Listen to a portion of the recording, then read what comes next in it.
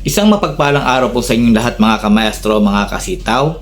Sa araw pong ito ay i-walk through ko kayo or i-guide ko kayo sa tamang process or proseso kung paano po tayo magre-recharge, magka-cash in or maglalagay po ng pondo sa ating sitaw wallet balance. So anyway mga kamaestro, if this is the first time that you are watching me here on my channel, please consider to like, share, subscribe, and click the bell button para lagi po kayong updated sa mga videos na ina-upload ko patungkol po kay sitaw at iba pong mga videos or upload videos ko na kung saan ako ay nagiging abala. So without further ado, let's get into our tutorial.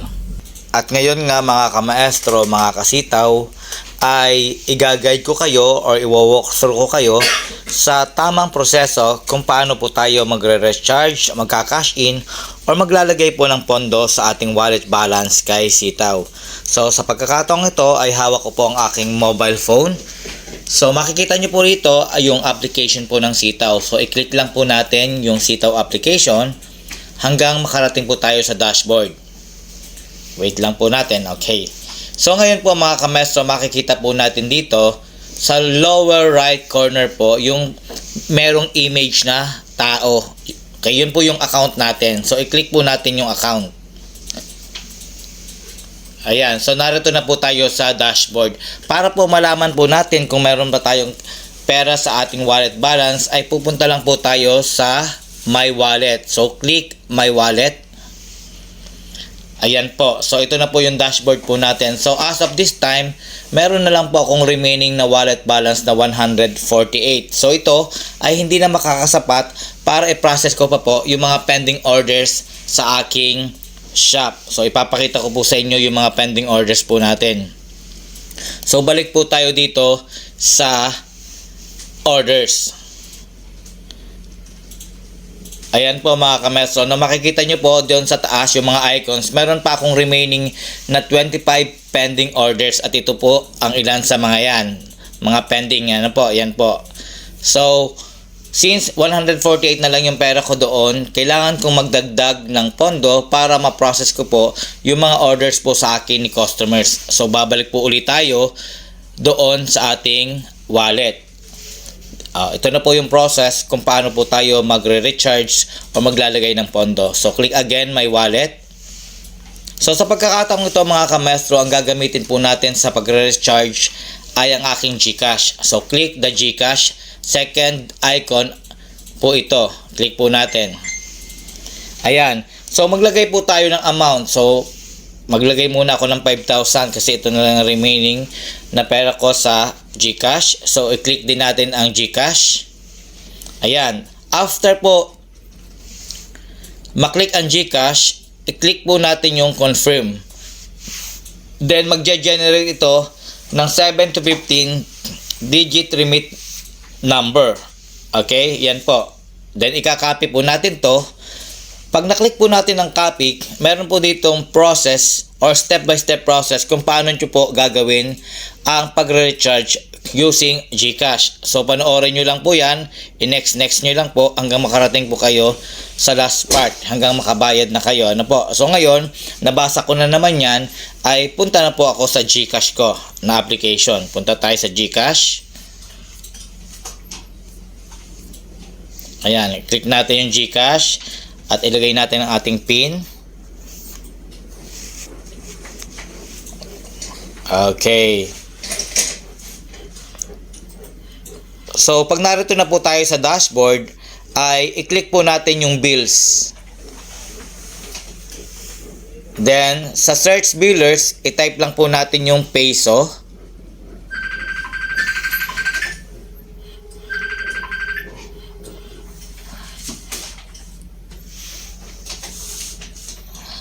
Ayan, type po natin yung peso. Ayan. So, dito po tayo sa peso sa taas.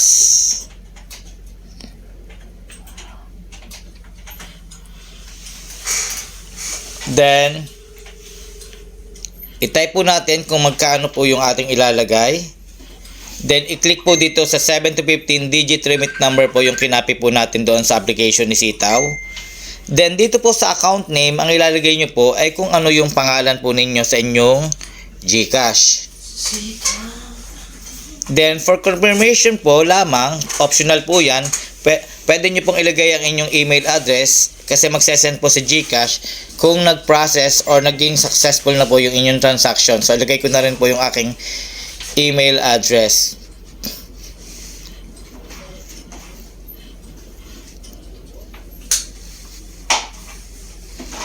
Ayan. So, nilagay po natin. Then, punta na po tayo sa next. So, piliin lang po natin yung no just pay bill para 10 pesos lang po yung service charge. Ayan. So ngayon, reviewin natin o reviewin ninyo kung tama ba yung inilagay nyo na information. So check nyo isa-isa sa total bill, service fee, meron 10 peso. Then 7-digit number, narito na rin. Then yung account name. Pag tingin nyo, complete at okay na yung mga information, wala kayong mali, then i-click nyo na po yung confirm. Yan, nagpa-process pa po siya. Ayan po, meron na po tayong nailagay na pera po sa ating wallet balance. Para po may kopya kayo mga kamaestro, mag-screenshot lang po kayo ng kopya nyo nito. For sure. So ngayon po mga kamaestro, ay babalikan na po natin ang ating Sitaw application. Para i-check kung nadoon na po ang ating request. Ayan po, nakita nyo po, pumasok na po dito sa ilalim, 5,000. Kasi nakapag-encash na ako, nakapag-recharge na ako yung first time kong inopen to ng January 15 at ngayon po ay January 20, second time kong mag-recharge dito sa wallet. So, ganun lang pong kasimple ang ating paraan kung paano po tayo maglagay ng pondo dito sa ating GCash. Nakita nyo po kanina, 148 pesos pa lang po yan. Ngayon po ay 5,148 na. So, pwede na ako mag-process ng iba ko pa pong mga orders. So, ganun lang pong kadali ang pagre-recharge po ng pondo sa ating wallet balance po kay Sitaw. So, mga kameso, kung kayo po ay interesado na mag-register dito kay Sitaw, na dito po sa registration box ang link kung paano po mag-register po. Ilagay nyo lang po yung aking referral code dahil kailangan pong maglagay kayo ng referral code dahil kung hindi kayo maglalagay ng referral code, hindi kayo magkakaroon ng dedicated sales associate na siyang pwedeng mag-assist sa inyo just in case magkaroon kayo ng question, inquiry, or issue po sa inyong mga online store dito kay Sitaw. So, once again, if this is the first time na napapanood nyo ako, please consider to like, share, subscribe, and click na rin po the bell button para lagi kayong updated sa aking lahat ng mga videos, live, or uploaded man. Once again, this is your guru, teacher, Maestro Manalo, always saying spread love, kindness, quote, unquote, positivity. God bless everyone and happy selling. Paalam!